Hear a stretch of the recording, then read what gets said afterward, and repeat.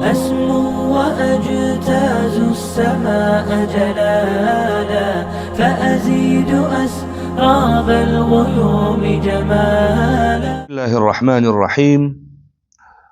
الحمد لله والصلاة والسلام على رسول الله وعلى آله وأصحابه أجمعين.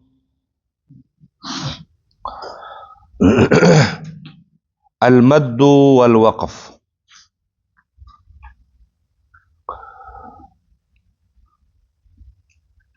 مد او وقف چې دواړه یو ځای کیږي.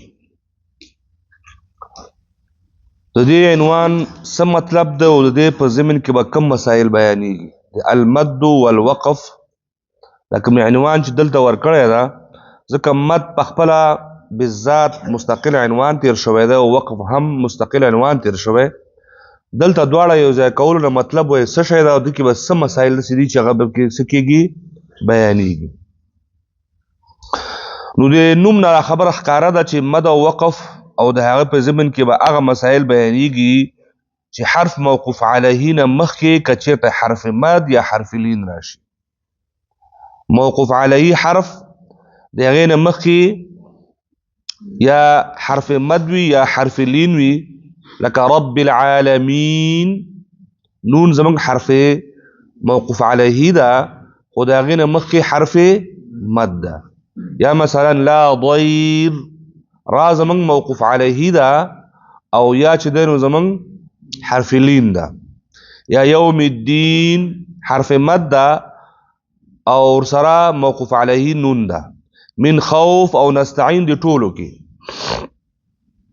نو په دې کې د مد او وقف دواړو ضربي وجوه چې مد په وقف کې ضرب کیږي، ضربي وجوه چې عقلا څومره راوځي او په دې کې جایز څومره دي او ناجایز پکې څومره دي، دغه مسایل دغه عنوانونو کې څه کېږي؟ بیانېږي.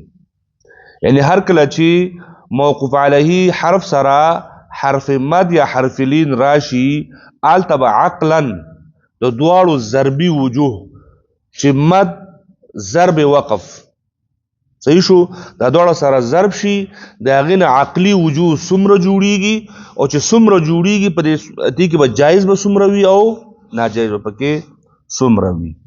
دغه مسایل دلته بیانېږي. د مد او وقف ضربي وجوه نه کوم قسم وجوه مراد دي؟ د مد او وقف ضربي وجوه دلته ذکر شو که نه چې ضربي وجوه بیانېږي. وایي ضربي وجوه نه مراد کوم وجوه دي؟ وایي تاسو په دوهم باب کې د مد په بحث کې لوستي دي چې حرف مد او حرف لین کې د مد 3 وجوه دي: طول، توسط او قصر. دا وجوهات دي. مثلا موږ وویل چې حرف مد اصلي کې قصر ده، هلته یو وجه جایز ده. موږ مد منفصل کې وویل چې طول، توسط او قصر 3 واړه جایز دي و دلته 3 وجوه شول. صحیح ده که نه؟ یا مثلا بیا موږ وایو چې مد متصل کې قصر جایز نه ده، طول او توسط دي. البته په طول او توسط کې بیا هم هلته وجوه پکې شته، 2 الفي، 3 الفي او 4 الفي چې هلته په تفصیل کې ذکر شوی. دا وجوهات دي. او همدغه شان موقوف علیه که هم که چېرته مفتوح وي، دا خو د مد وجوه شول که نه؟ قصر، طول، توسط څو شول؟ 3. اوس که چېرته موقوف علیه حرف مفتوح وي، هلته د وقف 3 وجوه راځي. مفتوح په صورت کې به اسکان بم وي، روم بم بلکې اسکان به وي. اسکان به وي مفتوح علیه په صورت کې او په دلته چې دی نو ټولو کې یعنې دا شی ممکن ده چې نو هغې سره ته روم هم وشي، وقف هم وشي او ورسره هغه هم وشي. څه ورته وایي؟ اسکان داسې عمومي قاعده ده چې په دې کې د فتحه او کسره او ضمه او په 3 واړو حالاتو کې دا راتلی شي.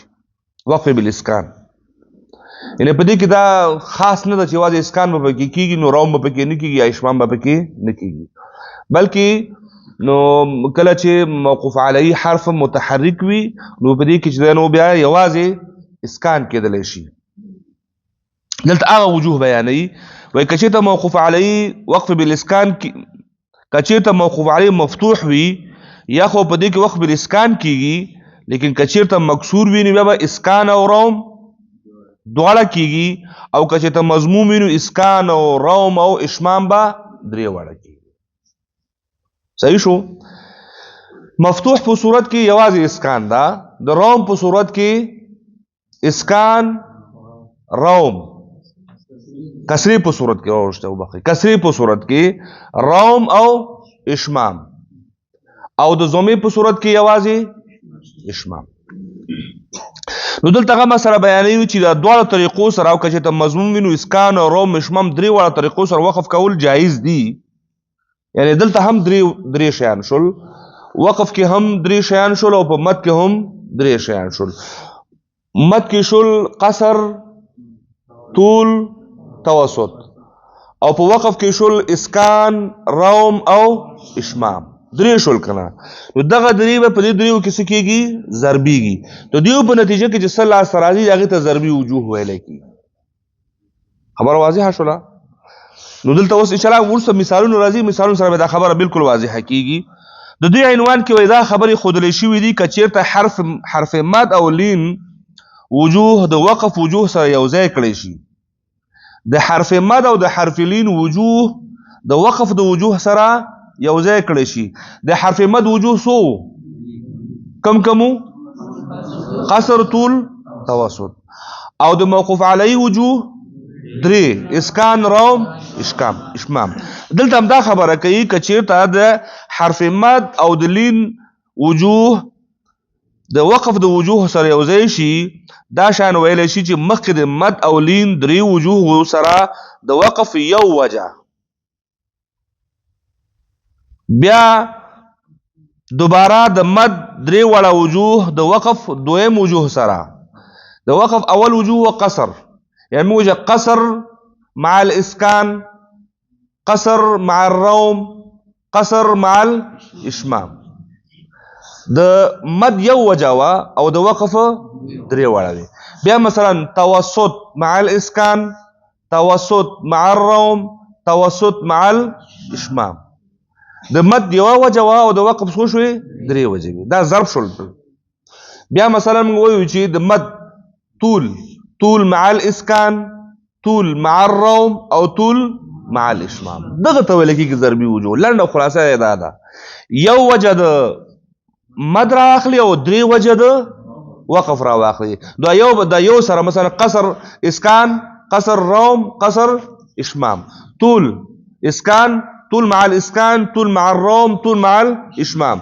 توسط مع الاسكان توسط مع الروم توسط مع الاشمام نو دا دویم وجه او بیا همدغه شان دریم وجه سره څه کېږي یو ځای لوستل کېږي په دې کلمه کې ټولې څومره وجوه جوړېږي د مد او وقف ضربي وجوه نه مراد همدغه ګډ شوي یو ځای شوي دغه ته ضربي وجوه ویلی کېږي چې یو وجه د مد رااخلي او درې وجه د وقف رااخلي دې نه چې د دواړو یو ځای کېدو د ګډېدو په صورت کې چې کوم وجوه منځته راځي هغې ته د مد او د وقف ضربي وجوه ورته ویلی کېږي یو وجه به د مد راواخلي او درې وجه به د وقف نو دوی په صورت کې هر یو بل بیانېږي چې د هر یو بل څومره مسایل جوړېږي یعنې څومره وجوه جوړېږي او بیا هغې کې جایز او ناجایز موږ ته ښي اوس راځو تفصیل ته که چېرته وایي حرف ماد یا حرف لین نه وروسته حرف موقوف علیه مفتوح وي لکه العالمین یا لا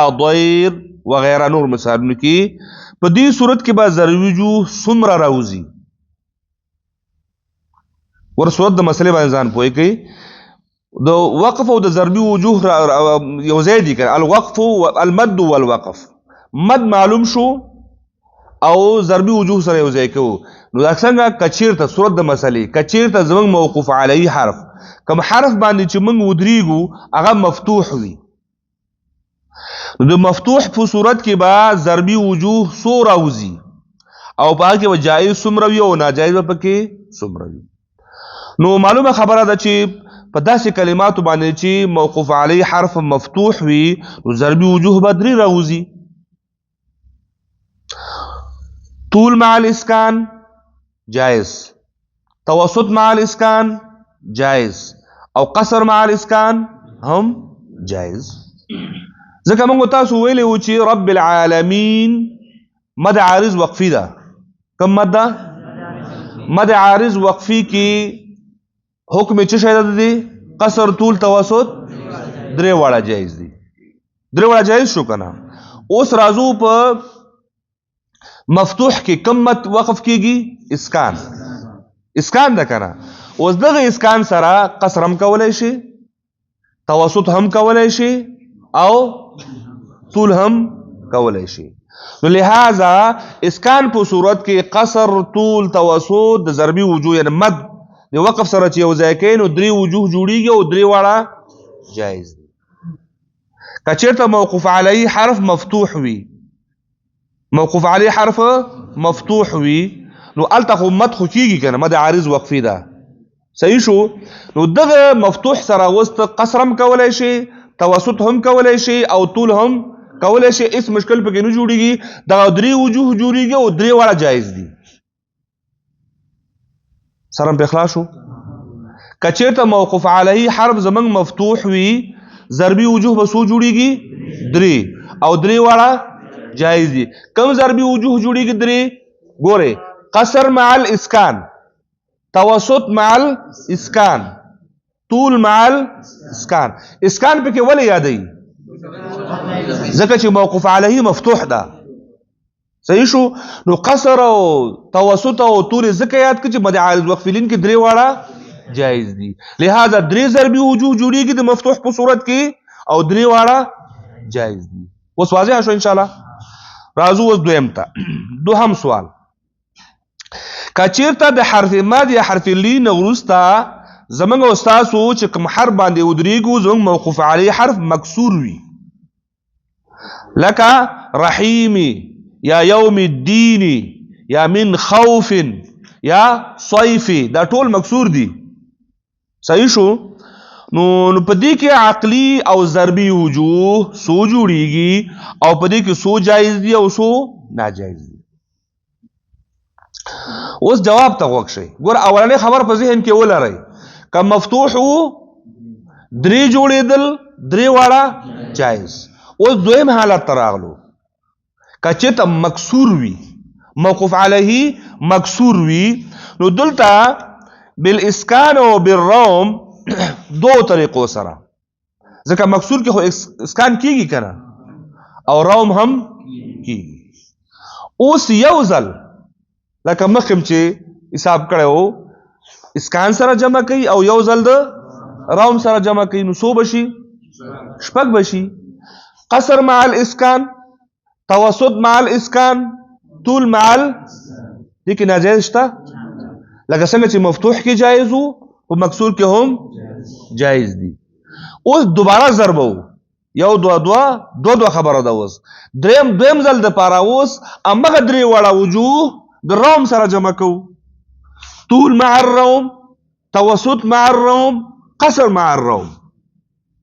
خو جایز د اسکان په صورت کې چې کله مکسور وي درې واړه جایز، خو د روم په صورت کې یو جایز. کم جایز؟ قصر مع الروم.